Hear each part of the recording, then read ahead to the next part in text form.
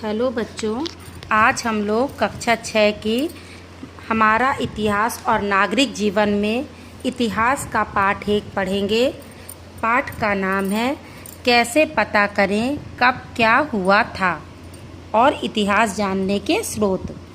अब आप लोगों के लिए ये इतिहास शब्द एक नया शब्द है, क्योंकि अभी तक आप हमारा परिवेश पढ़ते थे। अब कक्षा 6 से आपको इतिहास, नागरिक शास्त्र और पृथ्वी और हमारा जीवन यानी भूगोल अलग अलग कर दिया गया है।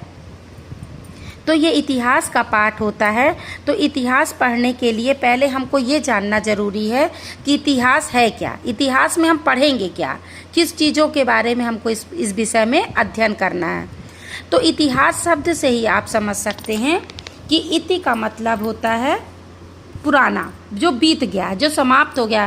कहते हैं ना, अब ये अध्याय का इति हुआ, इसका मतलब ये पूरा हो गया, समाप्त हो गया। तो जो चीज़ हो चुकी होती है, जो बीत चुका होता है, वो हमारा इतिहास कहलाता है। और इसी के बारे में हम पूर्वजों के बारे में, पुराने आज से 18वीं सदी, जैसे अभी 20वीं 21वीं सदी चल रही है, 16वीं सदी, 17वीं में, 18वीं सदी में क्या होता था, ये सब हम इस सब की जानकारी जो हमको मिलती है, कैसे पहले के राजा महाराजा रहते थे, ये सब हमें इतिहास से जानने को मिलता है। जैसे हम अपने दादा नानी से सुनते हैं कि हमारे बाबा के बाबा कैसे थे, पहले लोग कैसे रहते थे। जैसे अब अगर अभी हम लोग बोलें कि एरोप्लेन इस समय बहुत अच्छा, आने जाने का साधन सबसे अच्छा है, लेकिन आप एक समय ऐसा था कि जब बैलगाड़ी से लोग चलते थे, वही साधन सबसे अच्छा था। तो हमको इतिहास में यही जानना है कि पहले क्या होता था, अब क्या हो रहा है तो हम लोग देख रहे हैं। तो इसके पहले की जानकारी हम कैसे पता करें, कहाँ से हमें पता चले। और अपने जैसे घर के बारे में हमको जानना रहता है, तो हम अपनी दादी नानी लोगों से पुरानी बातें सुनते हैं, वो लोग हमको कहानी किस्से बताते हैं, हमारे समय पे ऐसा होता था। तो अब आपको इतिहास में यही सब पुरानी जानकारी, कैसे मानव का विकास हुआ, कैसे मानव आगे बढ़ा, पहले कैसे मतलब वो किस तरह से रहते थे, क्या चीज़ खाते थे, कैसे व्यवसाय करते थे, कैसे वो उनका पूजा पाठ धार्मिक वो थी, उनकी संस्कृति कैसी थी, इन सब की जानकारी हमको किस में मिलती है, इतिहास में। तो अब हम ये जानने का, तो इतिहास क्या हुआ, इतिहास बीते हुए समय और उस समय के लोगों को समझने और जानने का एक साधन है। मतलब इतिहास ही वो चीज़ है जिसके जरिए हम पुरानी चीज़ों को जान सकते हैं। अब बात आती है कि कैसे पता लगाते हैं, कैसे पता लगाएं कि पहले क्या हुआ था, कहाँ से हम पुरानी जानकारी इकट्ठी करें।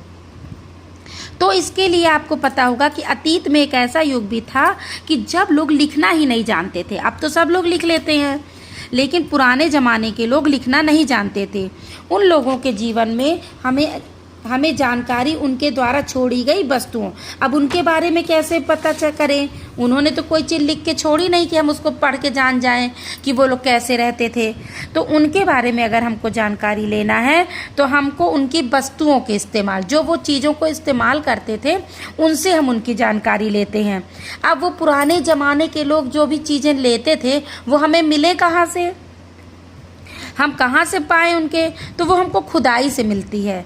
जो एक पुरातत्ववेत्ता होते हैं, जैसे कि वैज्ञानिक होते हैं जो विज्ञान का अध्ययन करते हैं, विज्ञान के बारे में बताते हैं, तो उसी तरह जो इतिहास का अध्ययन करते हैं, पुरानी चीज़ों की खुदाई करते हैं, उनको कहते हैं पुरातत्ववेत्ता। यानी प्राचीन काल में मानव द्वारा प्रयोग में लाई गई वस्तुओं, निर्मित मंदिरों एवं इमारतों आदि के अवशेषों का अध्ययन पुरातत्व कहलाता है, और इनका अध्ययन करने वाले पुरातत्ववेत्ता कहलाते हैं। मतलब जो लोग पुरानी चीज़ों का अध्ययन करते हैं, उनको हम क्या कहते हैं, पुरातत्ववेत्ता। तो हमको 2 स्रोतों से पता चलता है ना, एक पुरातात्विक स्रोत और दूसरा साहित्यिक स्रोत। हमको इतिहास जानने के लिए स्रोत मतलब उनके साधन क्या हैं, किन चीज़ों से हम पुरानी चीज़ें जान सकते हैं। तो एक पुरातात्विक स्रोत हो गया, जिसमें कि खुदाई उदाई से हमको उनका सामान मिलता है, उससे जानते हैं। दूसरा साहित्यिक स्रोत, उस समय की जो भी साहित्य, जो भी किताबें ग्रंथ लिखे गए हैं, हमको उससे पता चलता है। तो अब देखते हैं पुरातात्विक स्रोत कैसे। तो जब खुदाई की जाती है, तो मिट्टी के बर्तन, खिलौने, हथियार और औजार निकलते हैं, तो हम उनको देख कर के अनुमान लगा लेते हैं कि वो लोग उस समय कैसे औजार यूज करते थे, कैसे खिलौने बनाते थे, कैसे मिट्टी के बर्तन बनाते थे। तो अब इनको भी 3 भागों में बांट दिया गया है ना। और कैसे लिखते करते थे इसको 3 भागों में कैसे? वह समय जिसके लिए कोई भी लिखित सामग्री उपलब्ध नहीं है उसको कहते हैं पूर्व ऐतिहासिक काल। जो जिसमें एक भी लिखित सामग्री नहीं मिलती उसको कहते हैं पूर्व ऐतिहासिक काल। वह समय जिसमें संबंधित लिखित साक्ष्य प्राप्त होते हैं उसे और पढ़ा नहीं जा सकता, मतलब लिखा तो गया है लेकिन उस भाषा को हम पढ़ नहीं सकते, उसको कहते हैं आदि ऐतिहासिक काल। और तीसरा है कि जिस काल में विषय में लिखित सामग्री भी है और उसको हम पढ़ भी सकते हैं, उसको कहते हैं ऐतिहासिक काल। तो इस तरह से हमें पुरानी जानकारियाँ मिलती हैं। आप ये सोचिए कि जब मानव लिखना शुरू किया था तब उसे कागज़ का ज्ञान नहीं था, वो कागज़ नहीं तब बनता था कि वो कागज़ में लिखे। तो वो क्या करता था, अपनी बातों को कैसे लिखना शुरू किया था उसने ताड़ के पत्रों, जो ताड़ का पेड़ होता है, ताड़ के पेड़ के चौड़े पत्ते होते हैं उनमें वो लिखता था। भोजपत्रों में भुर्ज नामक पेड़ की छाल में लिखता था। और ताम्र पत्तों में, ताम्र मतलब तांबा के जो पतले पतले चपटे चपटे टुकड़े पतले मिल जाते थे उनमें खरोच खरोच के वो लिखता था। स्तंभ लेख, पत्थर के जो खंबे होते थे उनमें अपना पत्थर से खरोच खरोच के निशान बना के लिखता था। शिलालेख है पत्थर की चट्टानों पर लिखे गए लेख। तो इस तरह से वो इन सब में लिखता था। कभी कभी लेख बड़ी शिलाओं में, स्तंभों में, दीवारों में, इन सब में लिखता था। तो इस तरह हमको आधुनिक इतिहास के विषय में जानकारी मतलब मिलती थी उनकी लिखावट को देख करके। तो पुरातात्विक स्रोत में पहला आता है अभिलेख, वही जो उन्होंने उस समय लिखा। तो यह अशोक के रुम्मिनदेई अभिलेख का अंश है जो लुम्बिनी, नेपाल में है, लुम्बिनी से प्राप्त हुआ है। इस अभिलेख में अशोक ने यह घोषणा की है कि लुम्बिनी में उपज का 8वां भाग करके रूप में लिया जाएगा और अशोक के अभिलेख पत्थर पर उत्कीर्ण होने के कारण महत्वपूर्ण ऐतिहासिक स्रोत है। मतलब ये जो आपको दिख रहा है ना चित्र में, लुम्बिनी अभिलेख अशोक, ये अशोक ने पहली बार सबसे पहले लिखा था और उसमें ये लिखा था कि जो भी उपज होगी, जो भी खेती से आप पाएंगे उसमें उसका 8वां हिस्सा आपको कर के रूप में दिया जाएगा। मगर इसको हम लोग पढ़ नहीं सकते। ये वही बताया ना, एक काल की एक समय ऐसा था कि जब लिखा तो जाता था लेकिन उसको हम पढ़ नहीं सकते थे। आप देखिए चित्र में दिया है कि इसको अगर ब्राह्मी लिपि में देखें तो अब हम लोग जो दे लिखते हैं तो वो दे इस तरह लिखते थे, दिख रहा है आपको। आ लिखते हैं, आ इस तरह लिखते थे। गा ये तीर की तरह लिखते थे। तो अभिलेख इन सब से हम ऐसे उनकी राइटिंग थी। तो इन अभिलेखों से हम बहुत कुछ जान सकते थे कि उन लोगों की कैसी लिखावट थी, क्या करते थे। इसी तरह सिक्के और मोहरे, उस समय के जो शासक होते थे वो अपना नाम सिक्कों में रखते थे। उसकी बनावट से हम पता कर लेते थे कि कैसा वहाँ की डिज़ाइन कला कैसी थी और उनकी धातु से आर्थिक स्थिति की जानकारी प्राप्त कर लेते थे। अगर सोने का सिक्का हुआ मतलब उस समय का काल बहुत धनी था, बहुत पैसे थे उस समय। चांदी का तो थोड़ा कम। अगर तांबे का हुआ तो आर्थिक स्थिति अच्छी नहीं हुई। इस तरह से हमको ये देखिए, जैसे सिक्के में आपको दिखाया जा रहा है कि गुप्त शासक कुमारगुप्त प्रथम को इस सिक्के पर घुड़सवारी करते हुए दिखाया गया है, जिससे हम यह कह सकते हैं कि वह एक अच्छे घुड़सवार थे। इस प्रकार सिक्के के इतिहास लेखन में महत्वपूर्ण योगदान देते। सिक्का भी हमको बहुत कुछ बताता है। इसी तरह से आप देखिए कई चीज़ें हैं, जैसे सारनाथ का है स्तूप, वहाँ जो लिखे हैं, जो स्तूप में लिखा गया है मौर्य वंश के शासक अशोक ने करवाया था, उनसे भी हमको बहुत सारी जानकारी मिलती है। तो ये हमारे हुए पुरातात्विक स्रोत। और अब दूसरा आता है साहित्यिक स्रोत। पुराने समय में जो लिखा गया था साहित्य, उसके अनुसार, जैसे वेद लिखा गया था आर्यों के संबंध में। वेदों में हम मतलब आर्य लोग कैसे जीवन यापन करते थे, ये किस चीज़ में मिला हमको जानकारी, वेदों से। फिर आया रामायण एवं महाभारत। तो वाल्मीकि ने रामायण लिखी और महाभारत वेद व्यास ने। और उसमें क्या था, महाकाव्यकालीन समाज, उस समय की समाज की कैसी स्थिति थी, राजनीतिक, सामाजिक, आर्थिक। हमको रामायण में पता चलता है ना कि वहाँ के राजा लोग क्या करते थे, वहाँ की प्रजा कैसे रहती थी। तो इसी तरह जैन एवं बौद्ध साहित्य आया, वहाँ से उनका समझ में आया कि क्या होता था, कैसा जीवन शैली थी। तो तो इनसे भी हम बहुत कुछ पुराने ज़माने के बारे में जान सकते हैं। जैसे कि धर्म से अलग साहित्य हुए धर्मेत्तर इतिहास अर्थशास्त्र, जो कौटिल्य ने लिखा है, चाणक्य ने, उन्होंने मौर्य काल के बारे में लिखा कि वहाँ के समाज की स्थिति, आर्थिक स्थिति, धार्मिक, कैसे राजा नियम बनाते थे, प्रजा क्या करती थी, उस सब स्थिति का वर्णन अर्थशास्त्र में किया गया है। इसी तरह राजतरंगिणी है जिसको कल्हड़ ने लिखा है। इस तरह से और इंडिका है, मेगस्थनीज है, एक यूनान से आया था राजदूत, तो उसने चंद्रगुप्त मौर्य के समय का जीवन इसमें दिखाया, उनके समाज की झलक दिखाई है।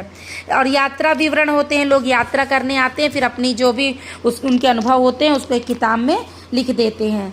जैसे फाहियान ने लिखा था, चीनी यात्री था, इसने गुप्त काल से संबंधित बातें लिखी। इसी तरह हेनसांग ने, चीनी यात्री ने हर्षवर्धन के काल का विवरण लिखा, ये देखिए आपकी किताब में दिखाया है। तो इस तरह से हमें ये पता चला कि हम पुराने स्रोतों को साहित्य से, पुरानी जानकारी साहित्य से भी ले सकते हैं। और अब ये बात होती है कि कैसे, जैसे अब खुदाई होती है तो कैसे जाने कि किस परत के नीचे कौन से पुराने ज़माने का है। तो ये देखिए चित्र के माध्यम से आपको दिखाया 4, 3, 2, 1। मतलब अगर खुदाई होगी तो जो 4 नंबर में सबसे नीचे जो सामान निकलेंगे मतलब वो बहुत पहले समय के हैं। उसके बाद का समय का जो दबा होगा कैसे मिला, ये खुदाई में कैसे दब जाते हैं। क्या होता है कि किसी भी पुरास्थल में कई बस्तियों के अवशेष मिल जा सकते हैं। आमतौर पर लोग जहाँ रहते हैं घर टूटने पर दोबारा वहीं पर घर बना लेते हैं।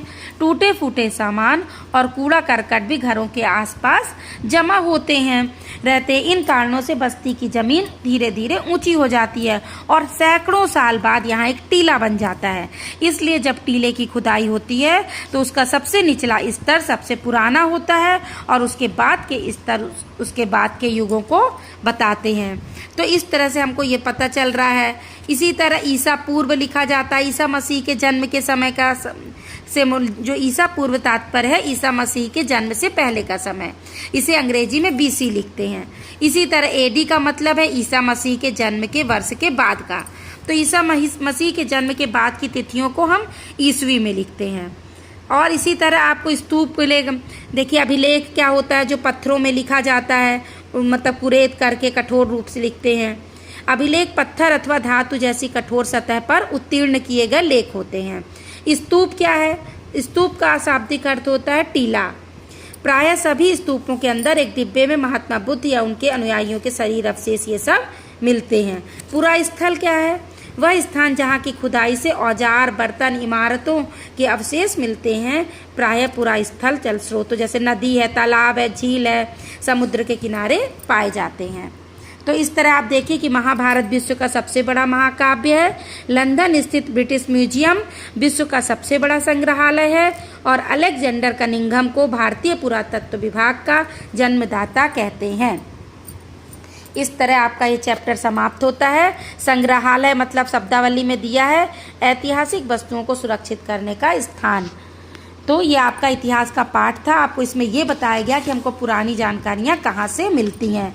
अब इस चैप्टर के बाद हम आपके इस पाठ से बहुविकल्पीय प्रश्नों का एक क्विज तैयार करेंगे और वो क्विज आपको बॉक्स में नीचे लिंक दिया जा रहा है, उससे आप अपना नाम लिखकर क्विज जरूर करिए। उससे देने पे आपको समझ में आ जाएगा कि मुझे पाठ समझ में आया कि नहीं। अगर कोई आपको डाउट है, कोई चीज़ समझ में नहीं आती है तो आप कमेंट्स बॉक्स में लिखिए। आपका स्वागत है और आपके जो सुझाव हैं उनसे मैं आगे सुधार उसमें करूँगी। धन्यवाद।